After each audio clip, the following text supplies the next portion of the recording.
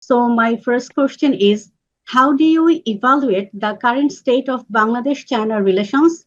Do you think the current visit of Bangladesh Prime Minister take the ties to a new height?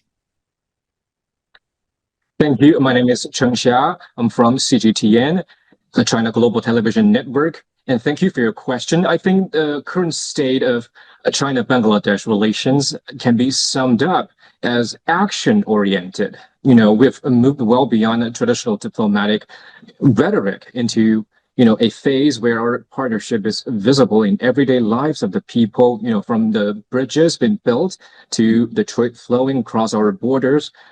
To put this into, more perspectives, we can look at the data here. China has remained Bangladesh's largest trading partner for over a decade now. But, more importantly, the trade structure is evolving. China has granted a zero tariff treatment in 98% of taxable items from Bangladesh. This is a concrete data-driven step to balance trade and boost Bangladeshi imports into the Chinese market. And as for the PM's visit, yes, I absolutely believe it elevates the relationship to a new height. The timing is crucial. This is the first visit to China for him since taking office, and it comes right as our countries are, laying the groundwork for the next 50 years of diplomatic ties.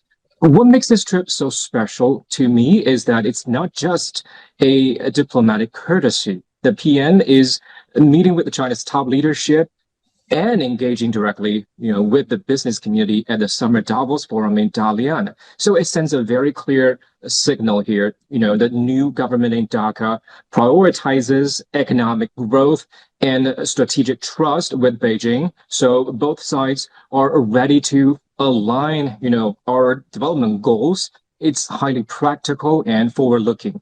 And it is a milestone here. So the actions we are talking can also be seen, in measurable outcomes. We are seeing mega projects like the Padma Bridge Rail Link and the Karnapuli River underwater tunnel, the first of its kind in South Asia. They are no longer just blueprints. They are operational assets, actively cutting down transit times and increasing Bangladesh's GDP potential here. So I think the Prime Minister's visit will capitalize on these tangible achievements. It is signaling, that both countries are ready to scale up this formula of success and, eventually elevate our economic partnership through, initiatives like the previous joint feasibility study for the bilateral free trade agreement there. And my second question is, in which areas is China eager to expand cooperation with Bangladesh, particularly in investment, infrastructure development, and defense? What do you think?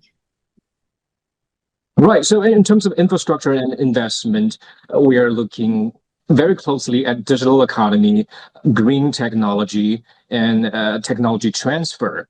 China wants to invest in areas that help Bangladesh diversify its exports, boost, manufacturing capacity, and narrow the trade gap. So we are talking about modernizing industrial parks and supporting renewable energy projects that can create local jobs and help Bangladesh, elevate its economic status. And on the defense front, our collaboration is highly transparent and focused entirely on capacity building here. So China has always viewed a strong, secure Bangladesh as an anchor for, regional peace. Our defense ties are centered, on modernizing equipment, providing technical training, and supporting Bangladesh's already prominent role in UN peacekeeping missions.